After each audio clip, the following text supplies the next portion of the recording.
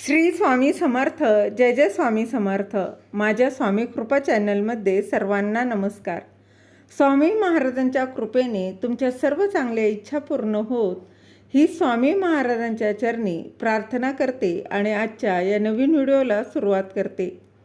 महाशिवरात्रीच्या दिवशी शिवलिंगावर जल अर्पण केल्यानं नेमकं काय घडतं आणि कोणत्या वेळी जल अर्पण करू नये याचे महत्त्वाचे नियम तर या व्हिडिओत मी तुमच्यासोबत शेअर करणार आहे. ते जाणून घेण्याआधी तुम्ही माझ्या चॅनलवर नवीन असाल तर चॅनलला सबस्क्राईब नक्की करा. तुम्ही कधी विचार केला आहे का शिवलिंगावर साधं पाणी अर्पण केल्यानं इतकं मोठे चमत्कार कसे घडतात? हे केवळ श्रद्धा आहे की यामागं शास्त्र, पुराण आणि विज्ञानही दडलं आहे?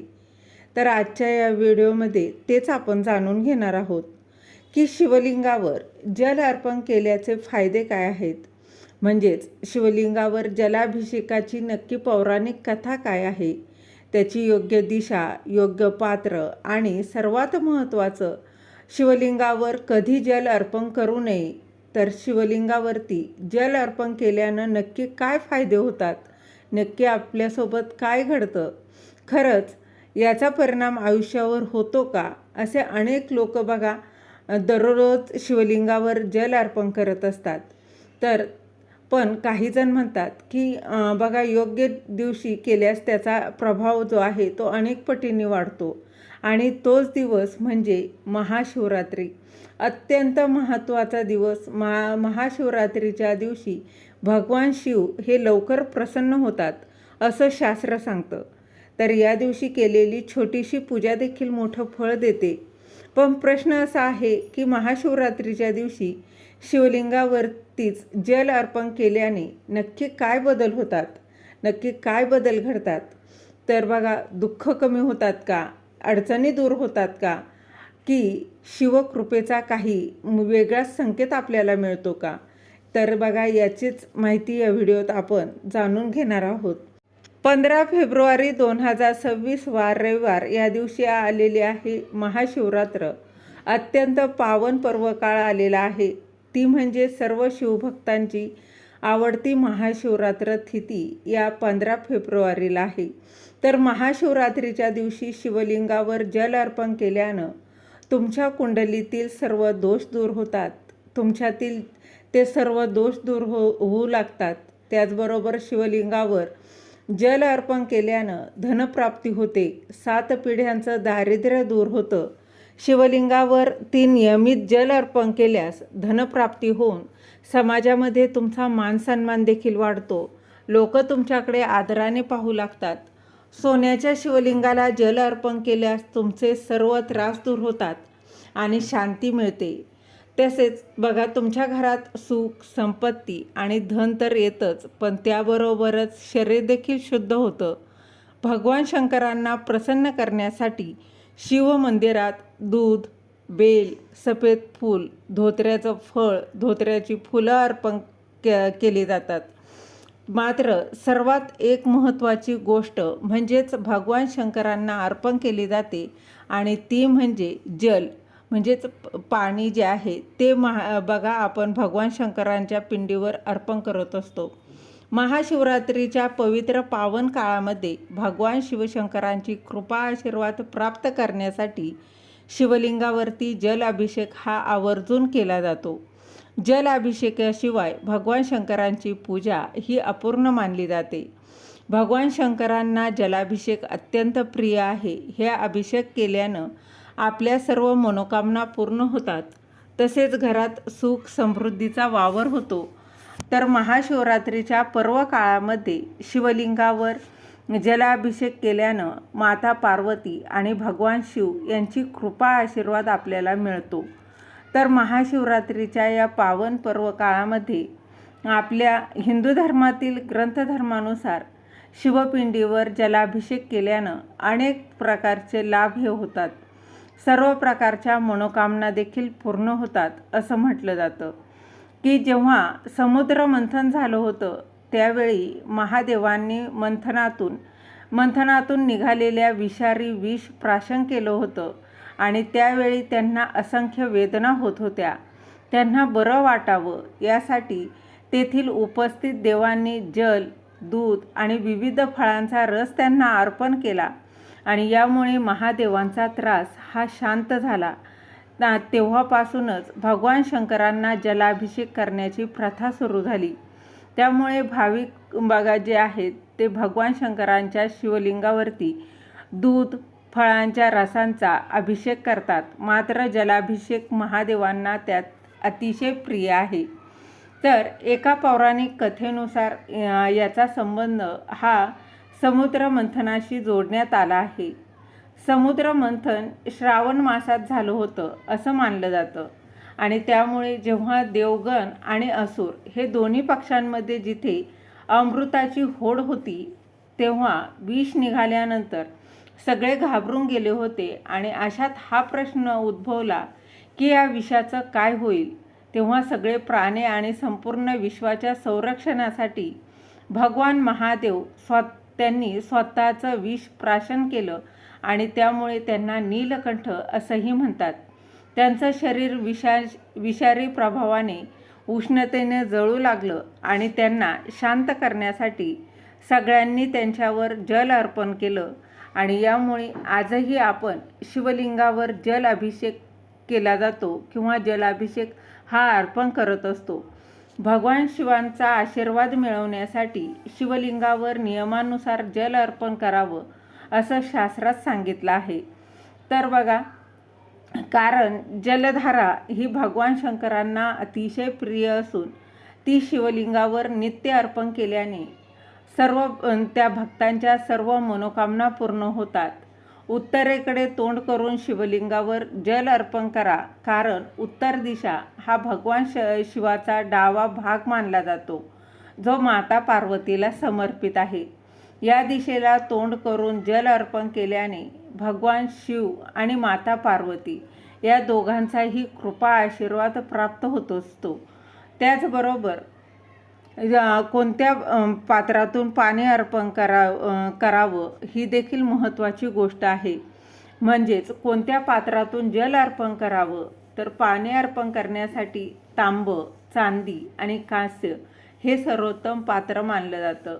शिवलिंगाला स्टीलच्या भांड्यातून जल अर्पण करू नये असंही सांगितलं जातं. जल अर्पण करण्यासाठी सर्वोत्तम पात्र तांब्याचं आहे, म्हणून या पात्रातून जल अर्पण करणं चांगलं मानलं जातं.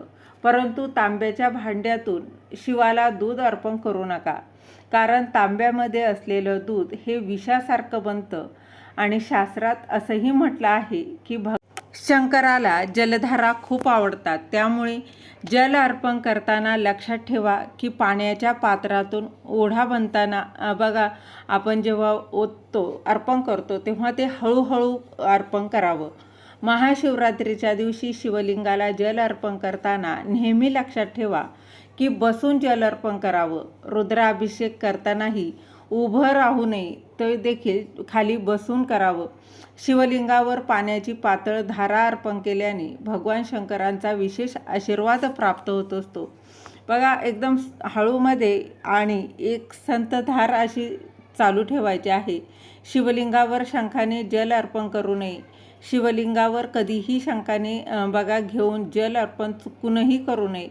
तर मित्रांनो, महाशिवरात्रीच्या पर्व काळामध्ये महादेवांच्या शिवलिंगावरती जर तुम्ही जल अर्पण करत असाल तर ही मोठी चूक नक्की टाळा. तुम्ही बघा, शिवपुराणानुसार भगवान शंकरांची शंखचूड नावाच्या राक्षसाचा त्यांनी वध केला होता आणि याच राक्षसाच्या हातापासून शंख तयार होतो असं मानलं जातं. त्यामुळे शिवलिंगाला शंखाने जल अर्पण चुकूनही करू नये असं सांगितलं जातं. शिवलिंगाला जल अर्पण करताना पाण्याच्या भांड्यात इतर कोणतीही सामग्री कधीही मिसळू नये असंही सांगितलं जातं. यामध्ये तुम्ही बघा, फुल, अक्षता किंवा तीळ असं कोणतेही पदार्थ पाण्यात मिसळल्याने त्याची शुद्धता वाढते. त्यामुळे भगवान शंकरांना आशीर्वाद मिळवण्यासाठी नेहमी पाण्यात काहीतरी मिसळून अर्पण करावं.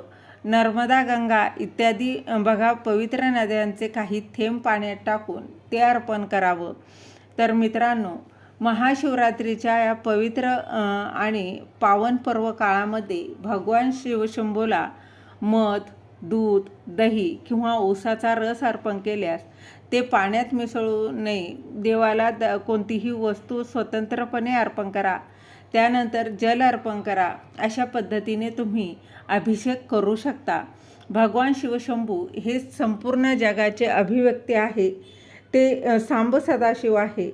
या जगाचा प्रत्येक कणात शिव आहे. एकापासून अनेकापर्यंत या विश्वरूपात फक्त शिवच आहेत. कारण ते देताना देव, गंधर्व, प्राणी, पक्षी आणि संपूर्ण वनस्पती जगाचे स्वामी आहेत. शिवाचा एक अर्थ परोपकारी असा आहे. शिवाची आराधना केल्याने संपूर्ण सृष्टीचे समन्वय आणि प्रेम आणि भक्ती परसू लागते.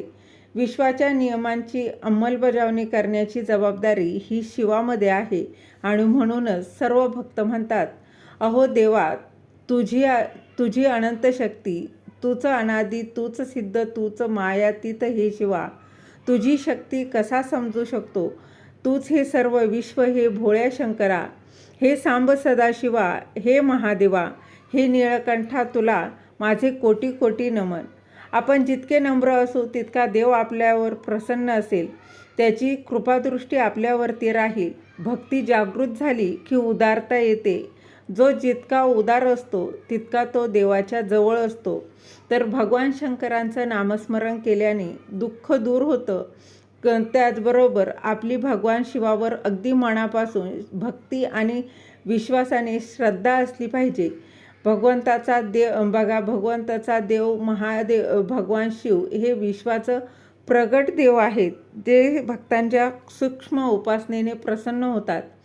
शिवाचं नाव घेतल्यानं सर्व दुःख, संकट, अडचणी दूर होतात. महाशिवरात्रीच्या या पवित्र पावन पर्व काळामध्ये शिवलिंगावर जल कधी अर्पण करू नये? तर बघा, आपल्या हिंदू धर्मामध्ये असं शास्त्रानुसार सांगितलं आहे की भगवान महादेवांचा आशीर्वाद मिळवण्यासाठी शिवलिंगावर जल अर्पण केलं जातं. त्यामुळे भगवान शिवशंभू हे प्रसन्न होतात. आपल्याला त्यांचा कृपा आशीर्वाद देतात. शिवलिंगावर जल आणि बेलपत्र अर्पण करण्यासाठी काही नियम देखील सांगण्यात आलेले आहेत. जल आणि बेलपत्र हे महादेवांना अत्यंत प्रिय आहे. धार्मिक शास्त्रानुसार शिवलिंगावर पहाटे 5 ते 11 या वेळेत जल अर्पण करणं अत्यंत शुभ मानलं जातं. तसेच शिवलिंगाची सजावट करून शिवलिंग हे सुशोभित करून त्यानंतर शिवलिंगावरती जल अर्पण करणं हे पूर्णपणे निश्चित मानलं जातं. तर शिवपुराणानुसार सूर्यास्तानंतर शिवलिंगावर जल अभिषेक करू नये. कारण कोणतीही पूजा ही सूर्याच्या साक्षीने करावी असंही म्हणतात. तर बघा, याचं वैज्ञानिक कारण असं आहे की वैज्ञानिक दृष्टिकोनातून देखील ज्या ठिकाणी शिवलिंग ज्योतिर्लिंग आहे ते उच्च ऊर्जेचं स्थान आहे. शिवलिंगामध्ये अत्यंत ऊर्जा असते आणि ही ऊर्जा बाहेरचे जे तत्वांची मिळून आणखीन ताप वाढवून देते. त्यांना शांत करण्यासाठी शिवलिंगावर जल अर्पण केल्याने यांचा अर्थ आपल्या मनाचा अभिषेक करायचा असा पण आहे. अर्थात आपलं तामसिक गुण हे समाप्त करून देणं, नकारात्मकता जलासह वाहून देणं याचं कारण निमित्त आहे. आणि जलाभिषेक करताना या मंत्राचं पठण केल्यास ते तात्काळ महादेवांच्या चरणापाशी पोहोचतं असंही म्हटलं जातं. तर महाशिवरात्रीच्या या पवित्र दिवशी शिवलिंगावर जलाभिषेक करताना बघा, तुम्हाला मंत्र देखील म्हणायचा आहे. तर हा बघा, ओम त्र्यंबकम यजामहे सुगंधिम पुष्टिवर्धनम उर्वारुकमिव बंधनान मृत्युमोक्षीयमामृतात, हा जो बघा मंत्र आहे तो मंत्र म्हणायचा आहे. तर जेणेकरून भगवान शंकरांचा कृपा आशीर्वाद तुम्हाला नक्कीच मिळेल. भगवान शिव हे भोळे आहेत. त्यांना फक्त श्रद्धा, नम्रता आणि विश्वास हवा असतो. जर ही माहिती तुम्हाला आवडली असेल तर नक्की शेअर करा, सबस्क्राईब करा. धन्यवाद.